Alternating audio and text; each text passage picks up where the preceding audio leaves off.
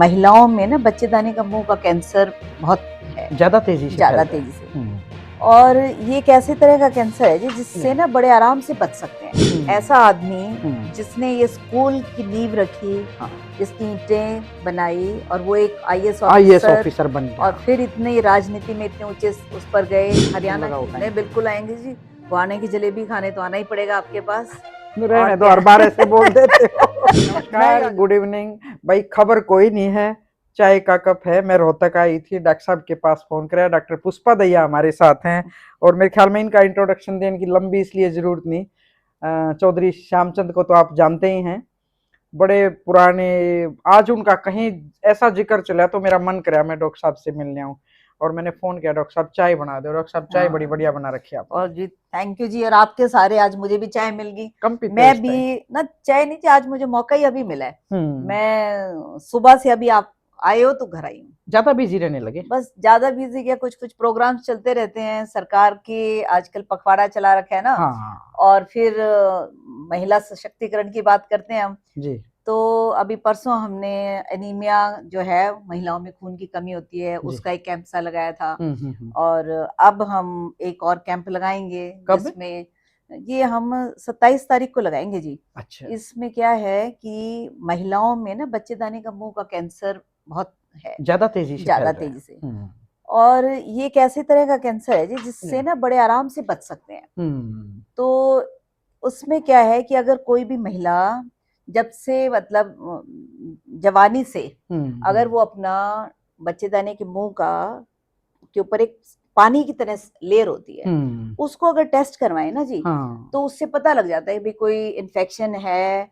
क्योंकि बच्चेदानी का जो मुंह का कैंसर होता है ना जी, वो क्या है कि 10 साल तक लेते हैं, 5 से 10 साल ले लेता है कैंसर बनने तक।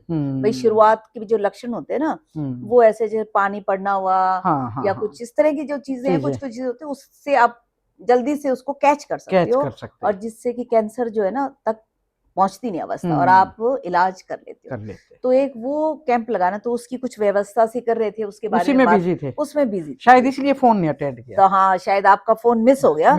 लेकिन ये बहुत अच्छा है कि आपने फिर भी मैं पकड़ ली और चाहे आपके सारे मैंने भी मिल गई। आज डॉक्टर साहब पता है कैसे पकड़ी? मैं थी डॉक्टर इंद्रजीत के पास दिन में, और उन्होंने कहा कि मैं चौधरी साहब पे कुछ वो करना चाह रहा हूँ भाई, एक एपिसोड धर्मेंद्र कवारी के साथ। अच्छा। तो उन्होंने मेरे से जिक्र कर दिया, तो मैंने कहा डॉक्टर इंद्रजीत मेरे से ज्यादा नहीं जानते होंगे। बोले मैं तो बहुत पहले रहा था उनके साथ, लेकिन पीछे का मुझे नहीं पता। मैंने कहा वो पूछना हो तो मैंने बुला लिया। और क्या जी, आपने तो सब क्यों बेरा है जी। हाँ, काफी चीजों का, बहुत चीजें। क्योंकि आप तो पिताजी के साथ बहुत लंबे समय तक बातें करते थे, अपने मन की बातें करना, राजनीति की बात करना। राजनीति का तो उनका बस पूछो ना।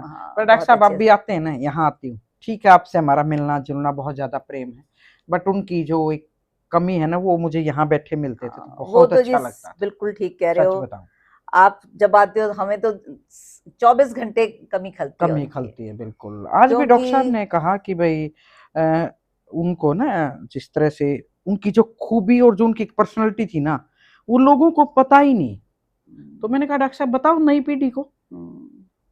ये बात बिल्कुल ठीक कह रहे हो जी। नई पीढ़ी को उन्होंने इतने काम किए कि जिनको आज के दिन में अगर गिनना शुरू करें तो मुश्किल है बिल्कुल। क्योंकि आज के उसमें एक जो मंत्री जितने काम, एक महकमा, तो उनके पास पता नहीं कितने महकमे थे 12-13 महकमे थे। तो आप सोचो कि 14 महकमे। ये तो मुझे भी पता है। तो बताओ 14 महकमे, इसका मतलब 14 मंत्रियों जितना वो अकेले करते थे। पर उनकी नीयत देखो आप काम करने की, मतलब इतनी सारी उम्र हो रही थी उनकी, तब भी चंडीगढ़ से मेरे पास फोन आता सारी का मैं चल पड़ा हूँ। और मुझे इतना डर लगता, खुद गाड़ी जैसे ड्राइविंग करके आते हैं ना, मैं आते ही मैं यूं देखती, चौधरी साहब ठीक है? बोले मेरा क्या बिगड़ रहा है? बिल्कुल। बोले मेरा क्या हो रहा है? और जिस दिन भी आते ड्राइव करके खुद आ जाते और उसके बाद शाम में कहते बेटा ऐसे कर, थक रहा है, पापा को हलवा बना दे, हलवा बना दे। और आते हलवा नहीं तो घी बुरा जरूर।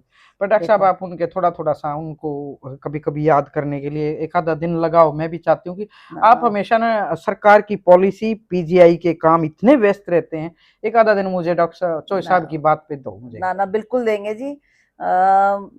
अभी जब उनका जन्मदिन आएगा तो उस जन्मदिन पे फिर उनके हम अपने गांव में उनके स्कूल में कुछ व्यवस्था करते हैं और उनका मनाएं, क्योंकि उनके जन्मदिन को जिस तरह से आप याद करेंगे ना, असल तो लोग आपको देखना चाहते हैं।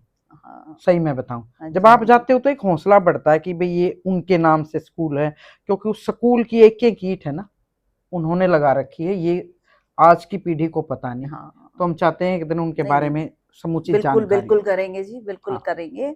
उनका जन्मदिन आएगा तो हम ये प्रोग्राम करते हैं, लोगों को भी बताएंगे, बच्चों का भी हौसला बढ़ता है। बिल्कुल बिल्कुल, क्योंकि जैसे आप कह रहे हो ना, उस स्कूल की जो ईंटें वो ये बताते थे कि मैंने खुद पाथ रखी हैं और खुद लगाई थी।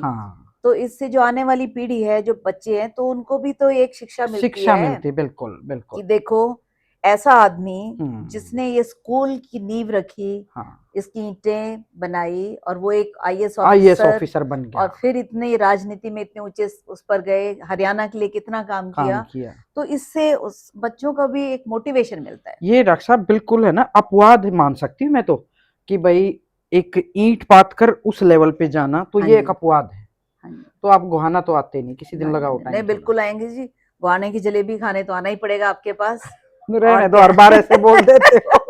मैं ही आ जाती हूँ मुरली बिसरी पर, आप नहीं आते कभी। अब अगली बार मैं ही आऊंगी पक्का डॉक्टर साहब, और मैं आप जलेबी खानी। और डॉक्टर साहब को तो आपकी वो बर्फी बहुत पसंद है वहाँ गोहाने की। फेमस है, एक बताते हैं, बहुत ही प्योर बर्फी है। बर्फी, आ जाओ बैठ के खाएंगे। बस और क्या, ठीक है, मातूराम की जलेबी और बर्फी। उस दिन रोटी खान पर आप उस दिन डॉक्टर बन के ना आइए, उस दिन हम सिर्फ डॉक्टर पुष्पा के साथ बैठे। बिल्कुल सही कह रहे हो जी, और उस दिन कोई डॉक्टरी बात नहीं करेंगे, सिर्फ अपने घर की बात करेंगे। देखो और क्या जी भाई, दर्शकों का हमेशा एक स्नेह बना रहता है, जब डॉक्टर साहब की पिक्चर दिखेगी स्क्रीन पे, मुझे लगता है कि ज्यादा लोग इनको देखेंगे और इनके पास बैठना, इनकी सोच के साथ खड़े होना, हमें लगता है, हमें भी कई बार प्राउड फील होता है। आज भी चौधरी साहब हमें बहुत याद आ रहे हैं, और उनका जो संदेश, उनकी प्रेरणा हमारे जीवन में हमेशा ऐसे ही रोशन करती रहे।